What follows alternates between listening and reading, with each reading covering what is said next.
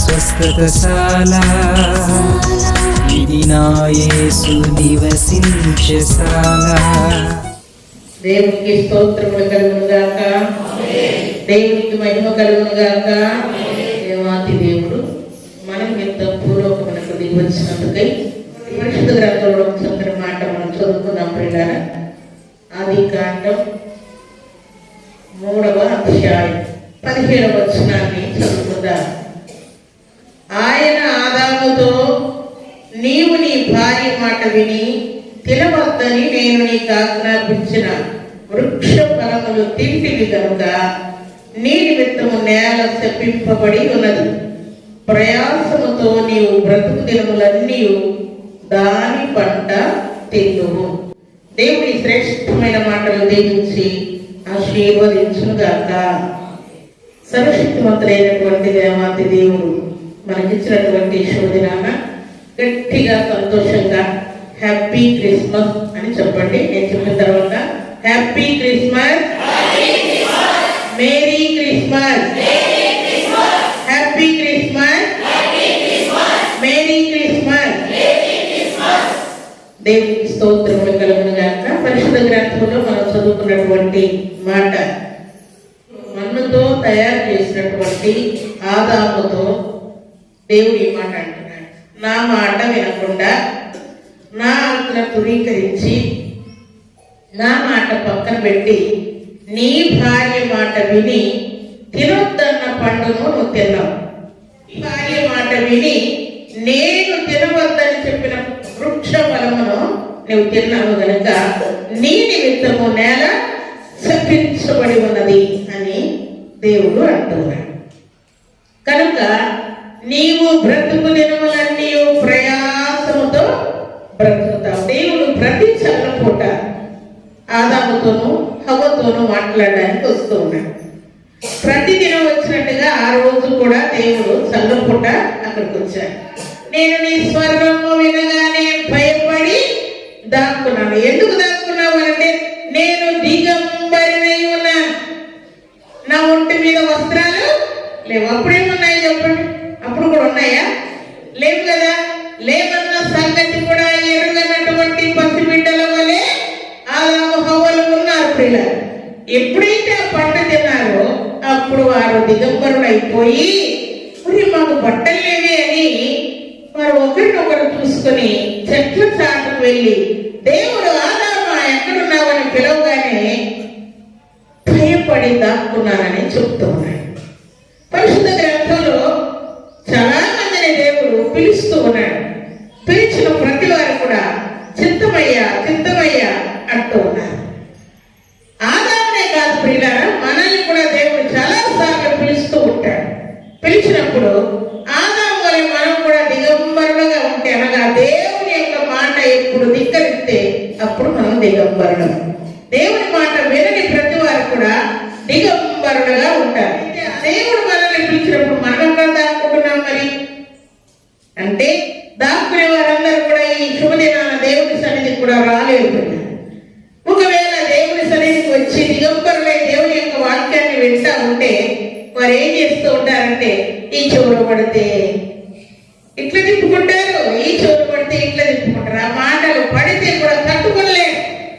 అవి ఎట్లుంటాయంటే, దేవుని యొక్క వాక్యము 2 అంచుల ఖడ్గం వంటిది ప్రియులారా. ఆ ఖడ్గము ఇటు తొలగినా పొడుస్తూనే ఉంటది, ఇటు తొలగినా పొడుస్తూనే ఉంటది. ఈ వాక్యము నాకే ఎందుకు పొడుచుకుంటా ఉంది? నా సంగతులన్నీ ధైర్యమైనటువంటి అయ్యగారికి కానీ అమ్మగారికి కానీ ఏం తెలుసు, నాతోనే మాట్లాడుతున్నారని మీరు అనుకుంటారు. కానీ దేవుని యొక్క వాక్యము 2 అంచులు గల ఖడ్గం. దేవుని సన్నిధిలో సువార్త ప్రకటిస్తూ ఉన్నప్పుడు దేవుని యొక్క వాక్యము ఇటు అటు మనల్ని పొడుస్తూనే ఉంటది ప్రియులు. అలాగ భక్తులైనటువంటి వారిని అందరినీ దేవుడు పిలిచినప్పుడు చిత్తమయ్యా చిత్తమయ్యా అంటా ఉంటే, ఆదాము మాత్రం నీ స్వరం విని నేను దాక్కున్నానని అంటున్నాడు. అయితే పరిశుద్ధ గ్రంథంలో ఒక బాలుడు దేవుడు పిలవగానే ఆచరించాడు. చూడమని చదువుతున్నా. మనిషి సమయ గ్రంథం 3వ అధ్యాయం 10వ వచనం. తరువాత యెహోవా ప్రత్యక్షమై నిలిచి ఆ రీతిగా సమూయేలు అని పిలవగా, సమూయేలు నీ దాసుడు ఆలకించుచున్నాడు, ఆజ్ఞిమ్మనెను. దేవునికి స్తోత్రములు కలుగును గాక, దేవునికి మహిమ కలుగును గాక. దేవుడు పిలవగానే నీ దాసుడు ఆలకించుచున్నాడు, ఆజ్ఞిమ్ము. నీ దాసురాలు ఆలకించుచున్నది, ఆజ్ఞాపించు అని చెప్పేటువంటి శ్రేష్టమైనటువంటి విధేయత మనం కలిగి ఉండాలని దేవుడు కోరుకుంటున్నాడు. బాలుడే, చిన్నవాడే, దేవా చిత్తమయ్యా విషయంలో దేవునికి వ్యతిరేకముగా నీ ఆలోచన, నీ హృదయము, నీ నడక, నీ పడక, నీ మాట, నీ తీరు, నీ వైఖరి, నీ పద్ధతి దేవునికి వ్యతిరేకంగా ఉన్న ఆ విషయాలన్నింటిలో సమూయేలును పిలిచిన దేవుడు, ఆదామును పిలిచిన దేవుడు, నిన్ను నన్ను కూడా దేవుడు పిలుస్తూ ఉన్నాడు. పిలిచినప్పుడు మనం కూడా చిత్తమయ్యా ఏమైనా ఆజ్ఞాపించు, ఏ ఆజ్ఞకైనా నేను తలవంచుతానయ్యా అని విధేయత చూపేవారముగా మనం ఉండాలని యశోదినాన్న సర్వాధికారి జ్ఞాపకం చేస్తున్నాడు. అలాగూ భక్తులతో మాట్లాడిన దేవుడు మనతో కూడా ఈ శుభదినాన మాట్లాడుతున్నాడు. ఒకవేళ ఆయన పిలిచినప్పుడు ఈ మాట మనం పలికే వారంగా ఉంటే తప్పకుండా దేవుడు మనల్ని బట్టి ఈ క్రిస్మస్ ఆరాధనలో దేవుడు ఆనందిస్తాడు. పరిశుద్ధాత్మతో నింపి, శక్తితో నింపి, బలముతో నింపి, ఆరాధనతో నింపి, ఆశతో నింపి, దేవుని కొరకు బలమైన సాక్షులు మనందరినీ నిలబెట్టి ఆశీర్వదించుగాక. ఆమేన్.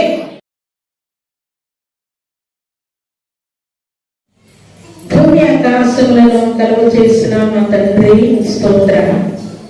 యేసుక్రీస్తు నామములో మమ్మల్ని అందరినీ మీరు జ్ఞాపకం చేసుకొని ప్రేమించి మీరు ఇచ్చినటువంటి శుభదినాన్ని బట్టి స్తోత్రాలు చెల్లిస్తున్నాను. మా నిమిత్తమై తండ్రి పూర్వకమునకు దిగివచ్చిన దేవుడు మీరే, దేవానికి స్తోత్రాలు. దాసుని స్వరూపము ధరించుకున్న దేవుడు మీరే తండ్రి, స్తోత్రాలు. నిష్కలంకుడు నిర్మలుడైనటువంటి మీరు మా నిమిత్తమై పూర్వకమునకు దిగివచ్చి దాసుని స్వరూపము ధరించుకొని పశువుల పాకలో జన్మించి మీ కృపను బట్టి కృతజ్ఞతాస్తుతులు స్తోత్రములు చెల్లిస్తున్నాను. నిజముగా నా తండ్రి కన్యైన మరియ గర్భాన పరిశుద్ధాత్మ వలన తండ్రి మీరు జన్మించి ఆయన మీ పుట్టుక ద్వారా మాకు గొప్ప దీవెన, ఆశీర్వాదములు, శుభములు, క్షేమములు ప్రసాదించినట్లుగా అలనాడు గొల్లలు ఎలాగో మిమ్మల్ని స్తుతించి మహిమపరిచారు, జ్ఞానులు ఎలాగో స్తుతించి మహిమపరిచారు.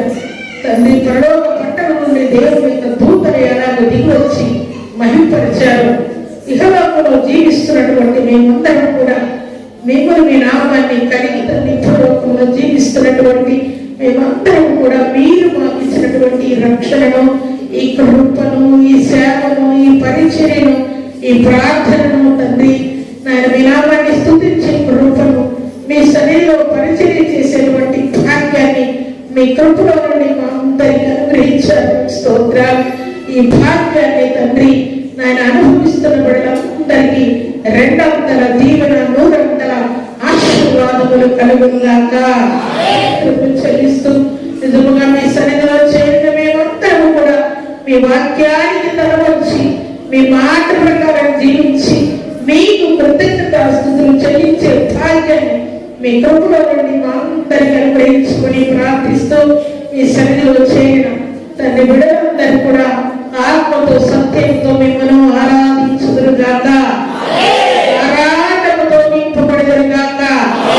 హృదయంలో నా తండ్రి నాయన ఒక నూతనమైనటువంటి మంట పుట్టునుగాక. పరిచర్య కోసం తండ్రి త్యాగపూరితమైన భక్తి కలిగి జీవించుదురుగాక. తండ్రి పరిశుద్ధ గ్రంథంలో భక్తులు ఎలాగ మిమ్మల్ని పూజించి కీర్తించి మీకు నమస్కారం చేసి మీకు అర్పణించి ఘనపరిచి హెచ్చించి తమను తాము మీకు సమర్పించుకున్నారు. పరిశుద్ధమైన మీ సన్నిధిలో చేరిన బిడ్డలందరూ కూడా మీకు తండ్రి వారు ఉన్న పాటను సమర్పించుకునే గొప్ప శక్తిని వారికి మీ కృపలో నుండి అనుగ్రహించుకొని వేడుకుంటూ మీ శక్తితో, మీ బలముతో మీ బిడ్డలు నింపబడుదురుగాక. లోకానికి, శరీరానికి, సాతానుకు చోటు లేకుండా మీ పరిశుద్ధ ఆత్మ పరిపాలన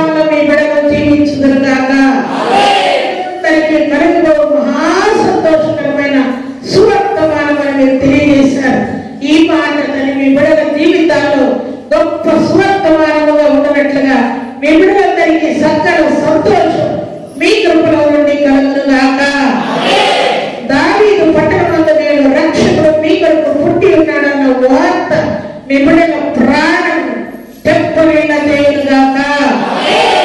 హల్లెలూయా.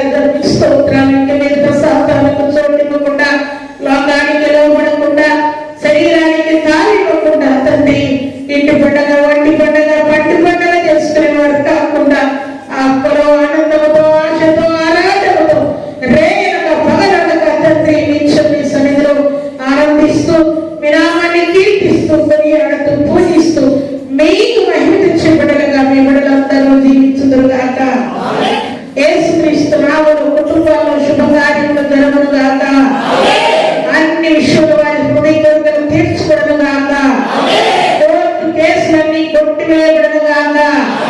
తప్పులన్నీ సమాధానంతో నింపబడునుగాక. విశ్రాంతితో, సమాధానంతో, సంతోషముతో, ఆనందంతో, ఆరోగ్యంతో, ఆశీర్వాదములతో ప్రతి బిడ్డను నింపుతూ చిన్నగా శాంతి సమాధానం లేని వారికి శాంతి సమాధానం కృపను అనుగ్రహించి మీరే మహిమ, ఘనత, ప్రభావం పొందమని ప్రార్థిస్తూ సమస్త ఘనత, మహిమ, ప్రభావం మీకే చెల్లించుకుంటూ మా జిల్లాను, మా రాష్ట్రం, మా దేశం తండ్రి మీ శాంతిని సమాధానం చేత నింపుతూ మహిమ పొందమని దీవించమని యేసుక్రీస్తు పరిశుద్ధమైన నామములో స్తుతించి ప్రార్థించి అడిగి వేడుకుంటున్నాము తండ్రి.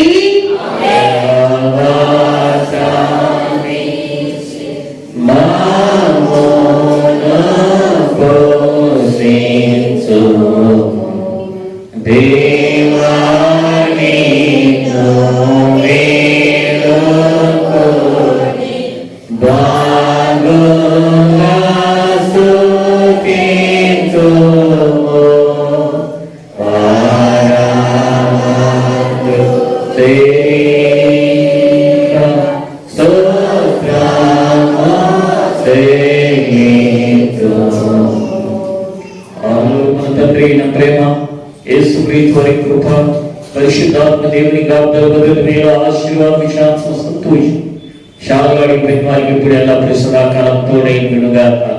ఆమేన్.